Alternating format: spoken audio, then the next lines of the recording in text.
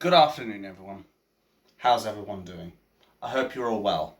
Yes, a Saturday video. Not often I do one of these, unless it was back in the days when I was reading Tommy Robinson's manifesto. But I digress. This isn't what this is about.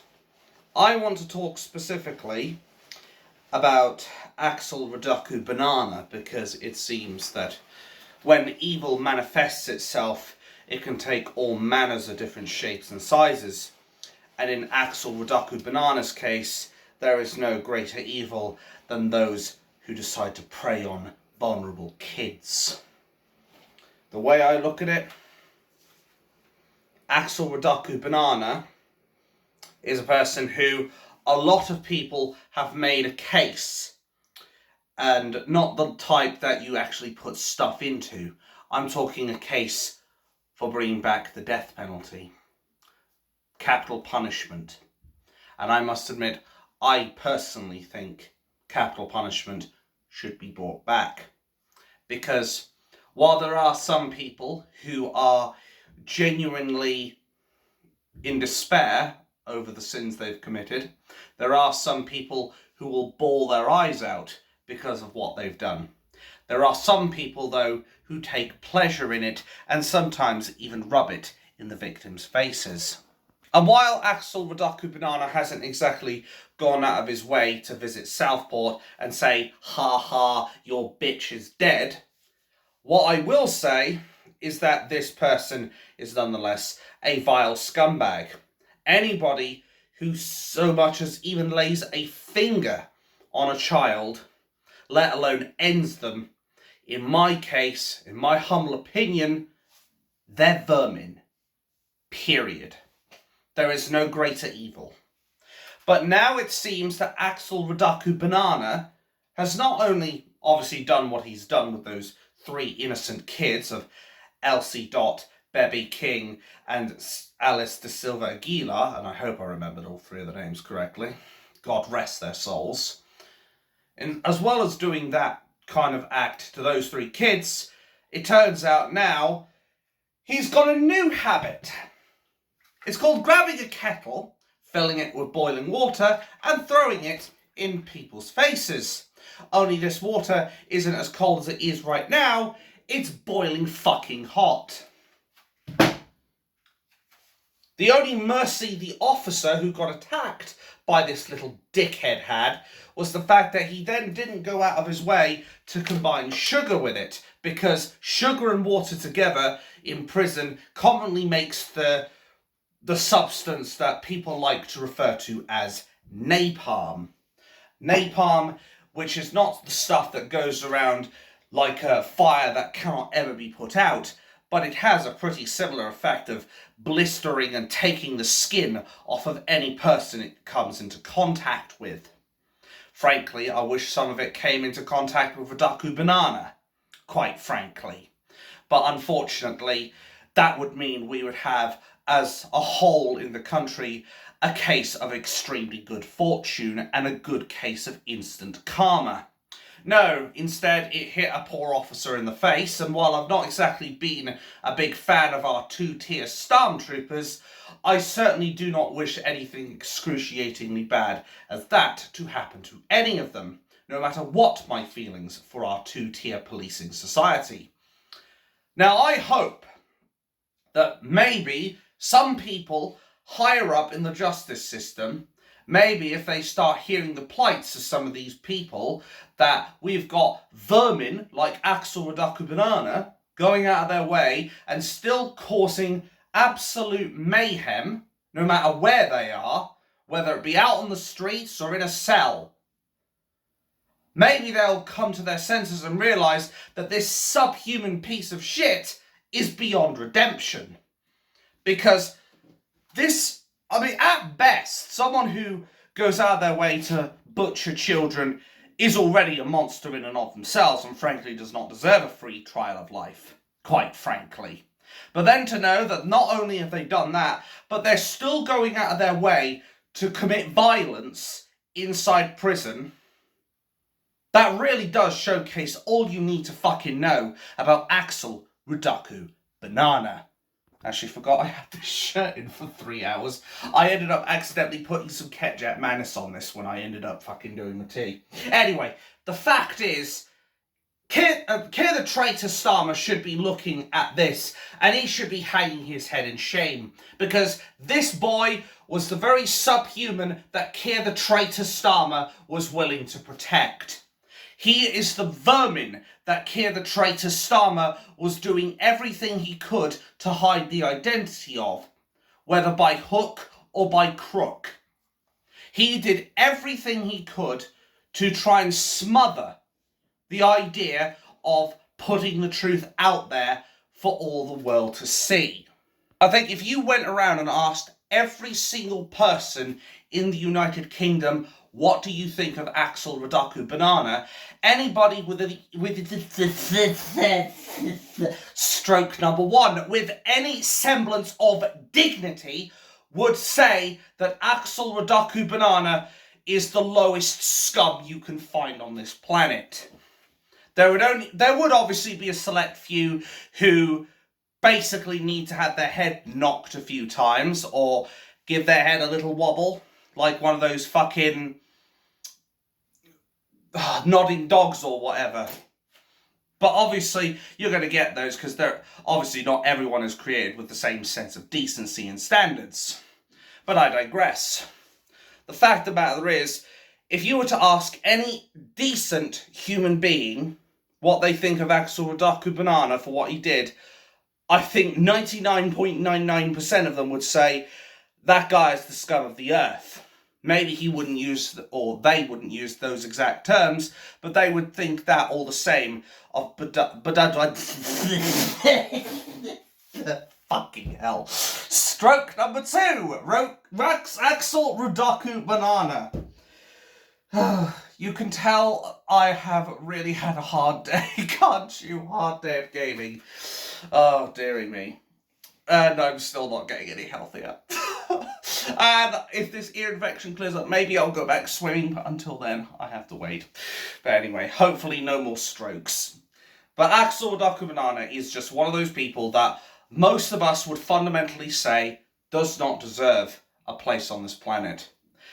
If it were down to me, if he was facing the trial with those 3 little girls alone, he would be getting the electric chair. Just like that.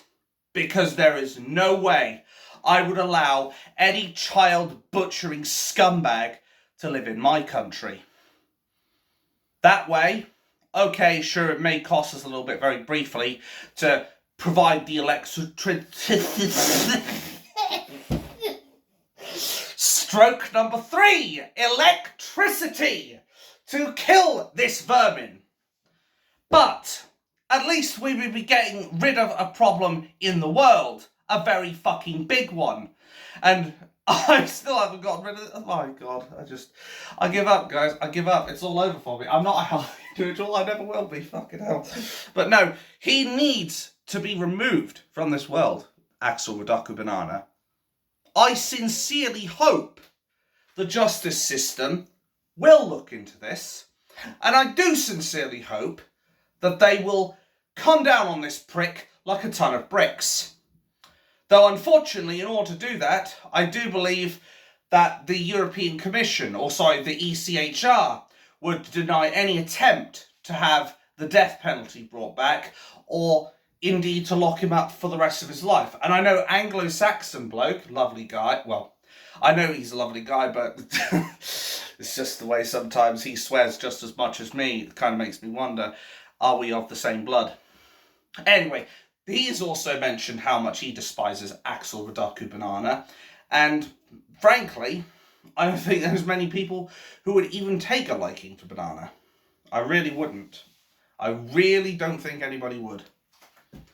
But surely, this is now the perfect time to come out of the ECHR, start governing ourselves, and actually take out the trash. And in this case, literally. We need to take out the trash and get rid of Rudakabanas from our society, and every society, quite frankly. No child should ever have to face the horrors that they did on that fateful day in Southport. No person in their right mind would think that Axel deserves penance. No person worth their salt would say that Axel deserves to breathe the oxygen we breathe. The way I look at it, if we got rid of him from the world will be a much better place. Bring back the death penalty. Let's get rid of some vermin that reside in our prisons. Let's take a far more robust approach rather than, oh, you butchered 3 little girls. Here, have a nice stay in HMP prison at the taxpayer's expense and get all your meals paid for you by the taxpayer. Yeah, bollocks to that.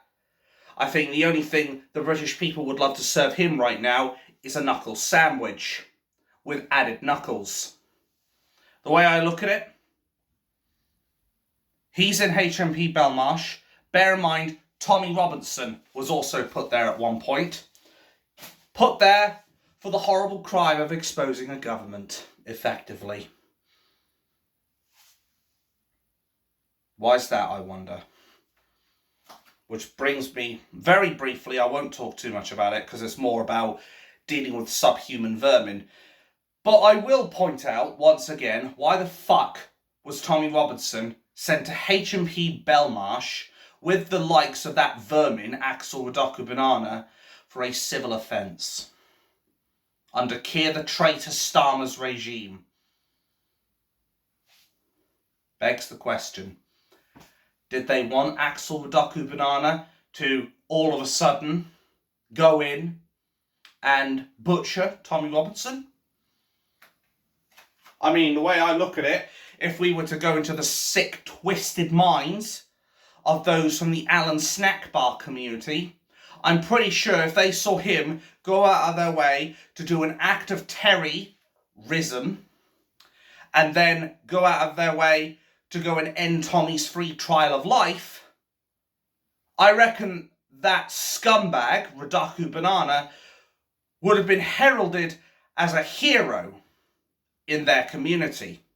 Obviously, we know he's not a hero. He's a scumbag. But remember, the Allen snack bars run the prisons in most cases.